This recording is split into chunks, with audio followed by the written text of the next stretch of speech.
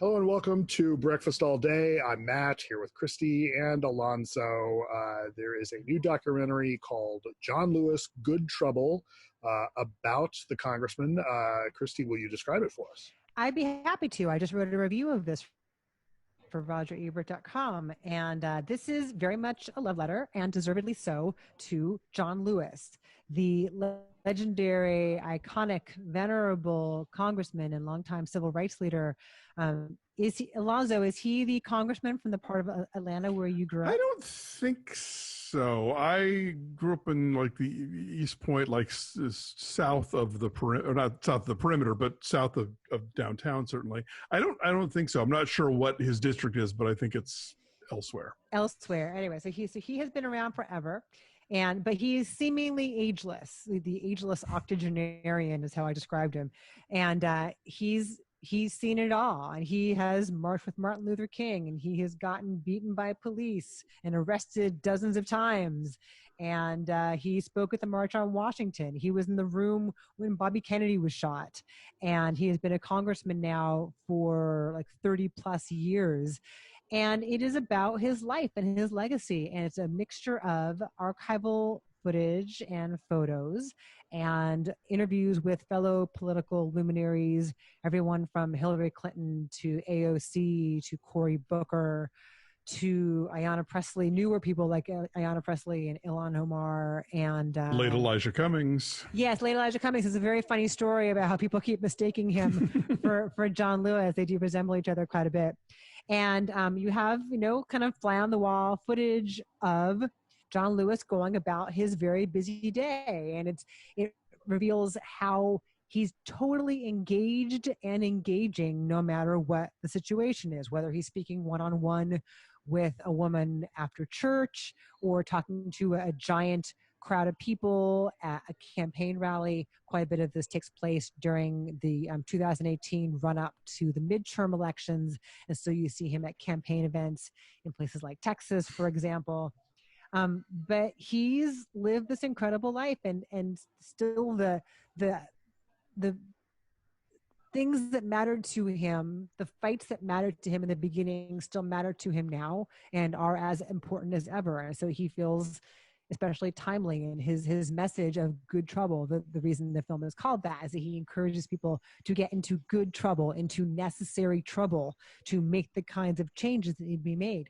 Elijah Cummings mentions at one point that why he is as impactful of a leader as he is because he's lived it. And he's been there, and he's still incredibly spry and vital. Although the film does not mention that late last year he was diagnosed with stage 4, I want to say pancreatic cancer. I can't remember what kind of cancer it was, but they don't mention that. In this film, you see him just being, a beacon of light and energy and truth. And if I have any complaint about this, is just it is maybe too much of a love letter. Dawn Porter directed this, and she never presses him on anything. They did at least leave in like one legitimately shitty thing he did, which is in the race against his very good friend Julian Bond. They were both running for Congress, and they were pretty much neck and neck. And then Lewis decided to challenge him to take a drug test. Because that he had smoked marijuana, and it was the early '80s, and it was kind of a low blow, and you can tell that like their friendship was never the same after that. And it's kind of shitty, and the movie doesn't necessarily try and pretend that it wasn't, but they establish it, they show it, and then they kind of move on. And so I think that one moment at least keeps it from being a complete hagiography, but it is definitely this is a relatively new thing. I'd say in the last 10 to 20 years, we've been seeing a lot more documentaries about living people that are clearly made with that person's approval and, like auspices and access. And so you wind up with a lot of documentaries, with the exception of something like Wiener, where they just like managed to really bust somebody. But for the most part, they come off pretty nice, and CNN Films is who's putting this out, like has trafficked in quite a few of them. But, again, I think this falls in that category of like, even if the filmmaking isn't that interesting, if your subject is interesting enough, that's going to elevate the whole enterprise. And John Lewis is a fascinating figure, and he's seen some shit, and he's been in the places, and he's done the things. And so the fact that this is a fairly by the numbers documentary, they're still pretty good numbers. And there's one thing she does, the downpour does, that elevates it a bit beyond by the numbers in terms of its structure, in terms of its tone. She's got him sitting on a soundstage. Yes. And she's kind of interviewing him, kind of Errol Morris style. Like he's looking in the camera and, you know, directly answering her questions.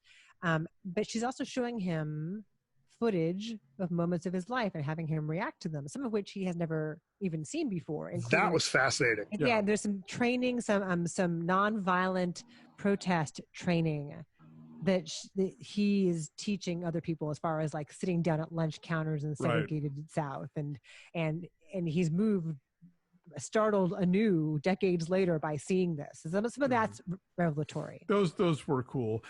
You know, I mean, I like this movie. I think people should see it. I think, you know, John Lewis is incredible, but and I don't even want to pin this on this movie, but it's hitting me at this moment in my life where I'm thinking about these things, and so I can't help thinking about them as I watch this movie, is that I feel like I've been learning the hard way that when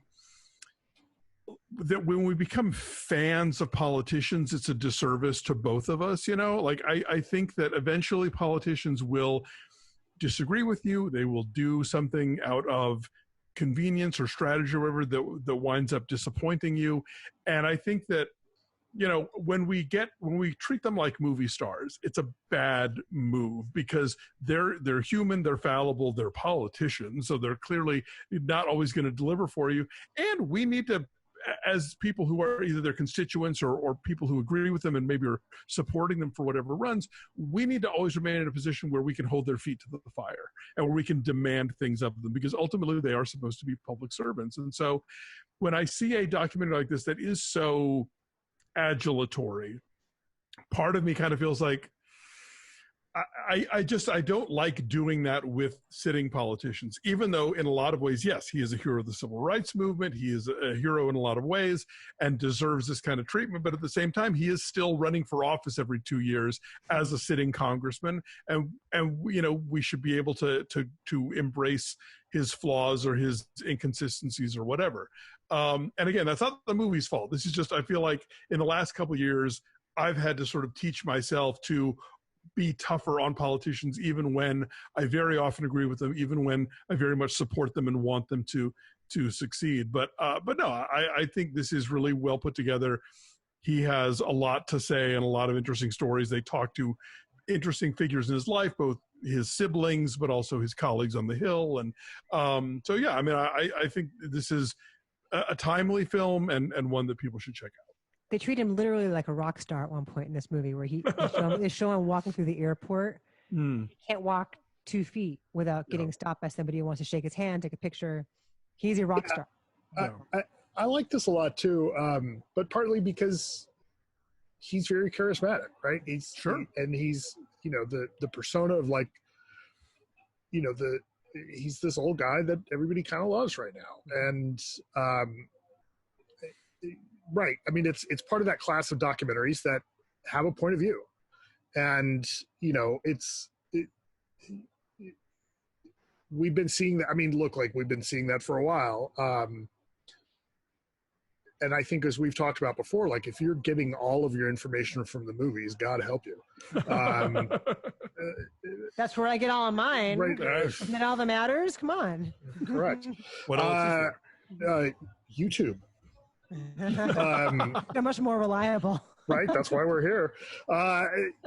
So, you know, I did like this a lot. I'm fascinated with the idea of filming someone like that, like seeing footage that they'd never seen before. That's, you know, and there's a lot of little pieces of this that I thought were just fascinating to watch the process. Like when he's back home and constituents are coming to talk to him.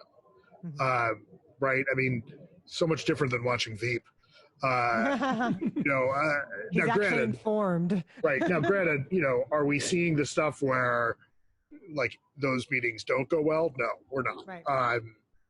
but as something that is clearly celebrating a person goes, this is pretty good, right? I think it does what it sets out to do fairly well.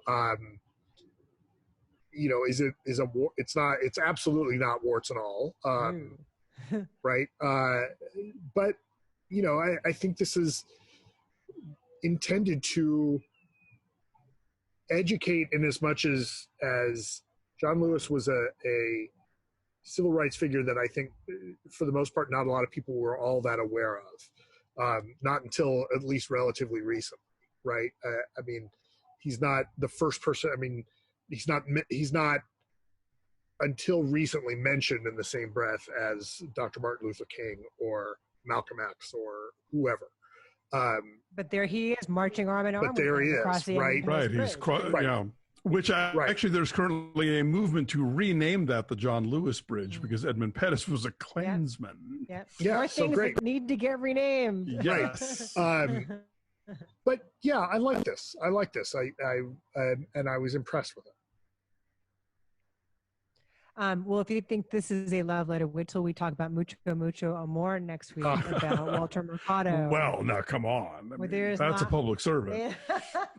He is a treasure, or he was a treasure, Yes. a glittering treasure. But there's also, Matt, as you were saying, of the same kind of brand of like, this was done with the person's approval and involvement, and we're not going to press him too hard on anything terribly uncomfortable. And they talk about his wife a little bit, his late wife, talk about his son, not at all. Right. It's Go ahead.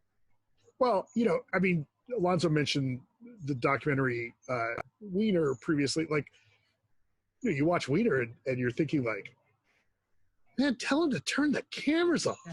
What are you doing? Right? Leave the room where the mics are. Right. I mean, there's a little bit of Can't that help going on. himself, right? Right. I mean, there's a little bit of that going on too with the documentary about, who was it, with the blood tests? Right. Yeah. Elizabeth. Right. The Theranos chick. Right. Yes. Like, there's a I'll little look bit it of that too. Like, maybe be aware of what's on camera. Both Fire Festival movies. Yeah. Right. Yeah. Right. Elizabeth Holmes. Yes. Yeah. Right. Anyway, I am saying 7.8. He's entertaining, delightful company. Yeah, I said 7. I think it's a solid piece of journalism. It's it is not even really journalism, I guess, but anyway, a cinematic portrait, sure. Yeah, 8.5. It's the feature story that's well executed. And again, like, if you're looking for unbiased truth, nobody's ripping the lid off anything in this movie. Right. Our number's a 7.8. So thanks for watching. I thought it was 7.7, but I'll take your word for it. I'm rounding up. Okay. Oh, all right. Right. Okay. Well, now I'm going to do math again on my calculator. So you get me doubting myself. 8.5 plus 7.8 plus. Oh, 7.8. That's where I got it wrong. Never mind. My bad. 7.76. You are correct. I'm sorry. I thought you had said 7.5, and that would have been totally different. Anyway, fascinating radio here. Thanks for watching. Like this video, subscribe to our YouTube channel, follow us on Twitter, Instagram, and Facebook at BeFastAllDay, and check out our Patreon page at patreon.com/BeFastAllDay. Lots of fun stuff over there. TV recaps. We have a survey up right now to pick a classic Joel Schumacher film for us to review later this month that our members will select. So much more. Do pay a visit. Thanks for watching. We'll catch you guys next time. Bye.